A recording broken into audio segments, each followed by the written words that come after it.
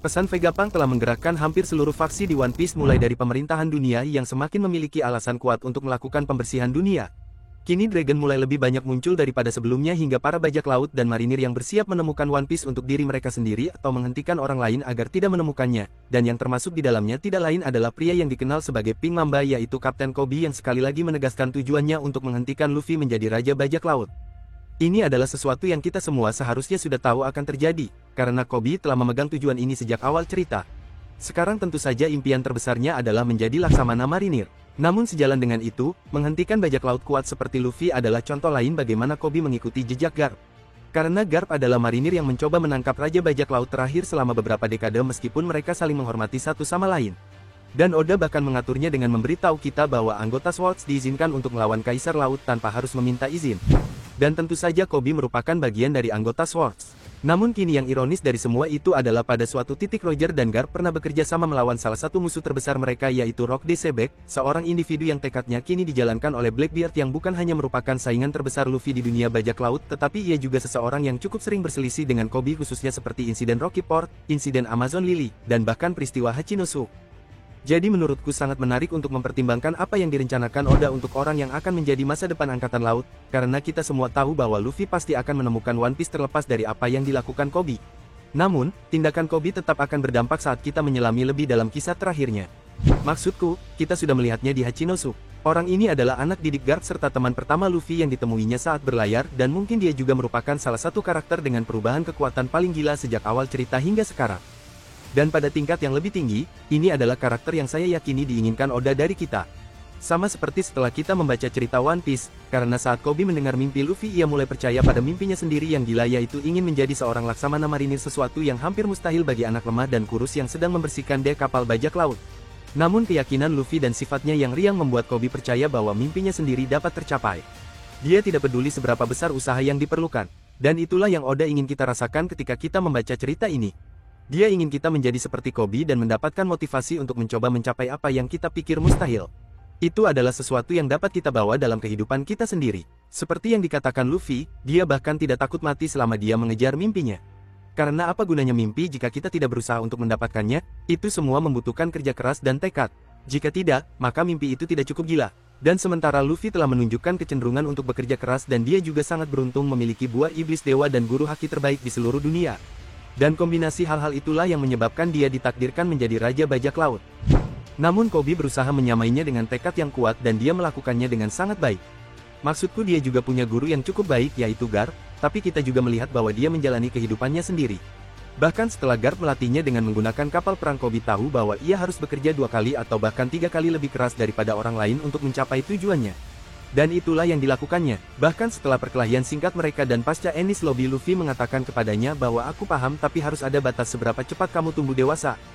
Kau tahu, kamu mengejutkanku. Oda sengaja membuat kita menyadari bahwa Koby telah melampaui batas dari apa yang seharusnya mungkin dilakukan oleh orang biasa. Dia adalah masa depan marinir. Dan itulah mengapa saya percaya Koby akan benar-benar berhasil menangkap Luffy sebelum ia menemukan One Piece.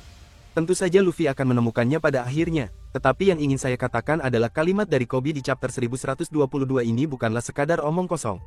Ini seperti Oda sedang memberitahu kita bahwa keyakinan Koby akan semakin relevan seiring berlanjutnya kisah terakhir One Piece. Dia dan Luffy akan bertarung di suatu titik dan itu akan membuat perbedaan. Dan meski Koby telah menunjukkan perkembangan yang luar biasa akhir-akhir ini, saya bahkan tidak akan mencoba meyakinkan Anda bahwa Luffy akan benar-benar kalah dari Koby. Maksudku, bahkan di hari terbaik Koby itu akan menjadi hari yang buruk bagi Luffy saat ini. Jadi itulah mengapa saya mengklarifikasi bahwa dia akan ditangkap oleh Koby bukan dikalahkan karena ada banyak cara hal seperti itu bisa terjadi.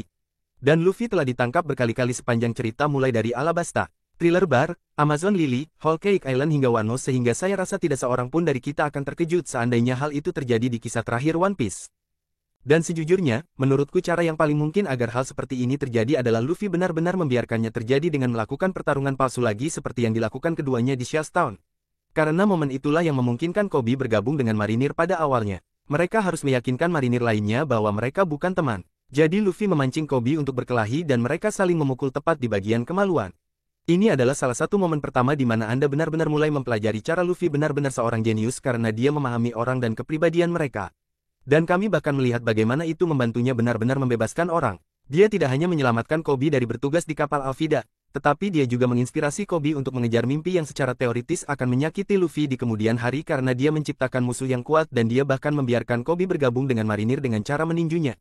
Itu adalah pembebasan sejati yang pernah saya lihat, jadi bukankah masuk akal untuk mengakhiri momen itu dengan melakukan pertarungan palsu lagi di kemudian hari yang berakhir dengan keberhasilan Kobe menangkap Luffy setidaknya pada awalnya membuatnya tampak seolah-olah Kobe benar-benar mengalahkan salah satu bajak laut paling berbahaya di era saat ini. Akan tetapi seperti di Shellstone saya tidak berpikir Luffy akan memberitahu Kobe bahwa dia berpura-pura sebelumnya karena mereka harus menjualnya agar pertarungan itu tampak sah dan Kobe terlalu jujur untuk berpura-pura.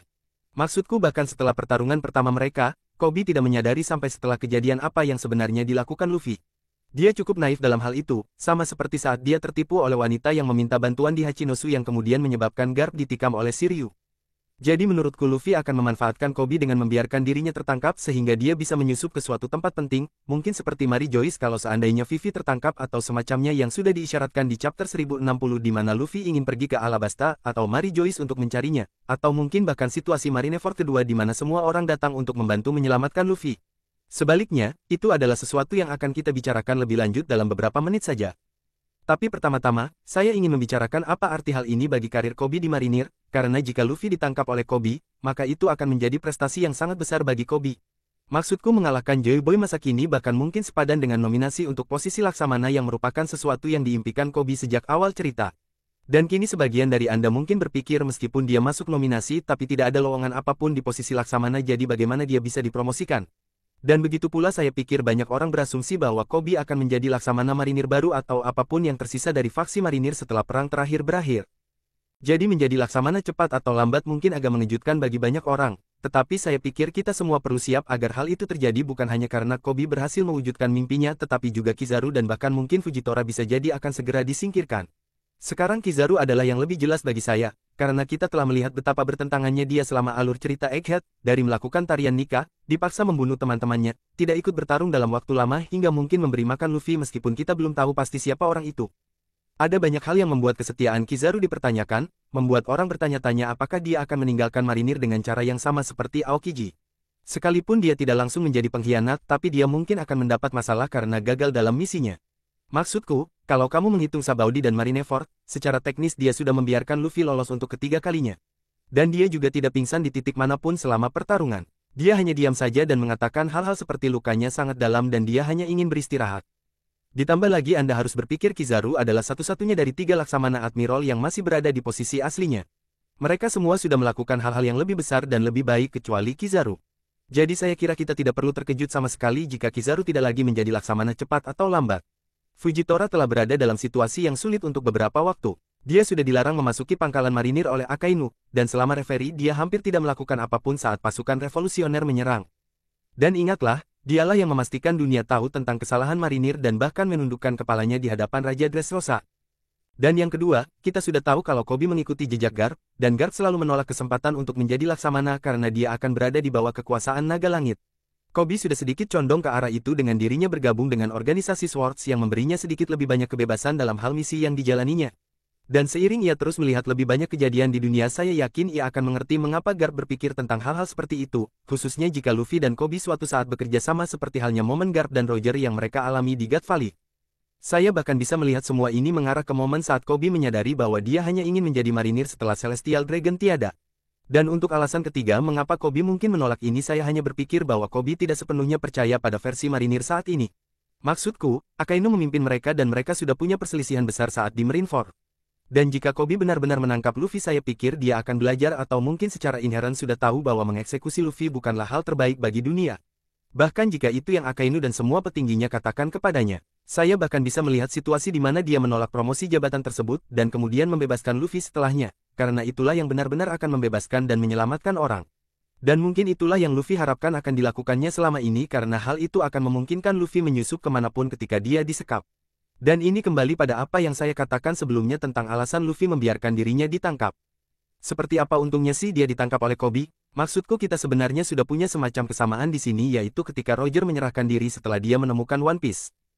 Tetapi itu terjadi tepat sebelum dia akan meninggal karena suatu penyakit. Jadi hal itu belum tentu sama kecuali jika Anda menduga bahwa Luffy akan terkena penyakit, yang mungkin saja hal itu akan terjadi di masa depan. Tetapi hal tentang Roger adalah bahwa hal itu memungkinkan dia untuk memulai era bajak laut yang hebat dengan mengatakan bahwa One Piece ada di luar sana. Jadi saya membayangkan situasi di mana Luffy juga menyerahkan diri dengan berpura-pura kalah dari Kobe yang kemudian akan membuatnya hampir mengakhiri era bajak laut besar dengan melakukan satu dari tiga hal. Dua di antaranya telah saya sebutkan sebelumnya dalam video. Yang pertama adalah membuat situasi seperti Marineford 2.0 di mana semua orang dari armada besar hingga negara sekutunya datang untuk menyelamatkannya. Yang kedua adalah dengan akhirnya memberitahu dunia tentang apa itu One Piece, bukan hanya sekadar fakta bahwa benda itu ada. Yang ketiga menyusup ke Impel Down atau bahkan Mary Joyce. Menurutku, ketiga hal ini masing-masing punya banyak manfaat dan mungkin ketiganya bisa terjadi di waktu yang bersamaan.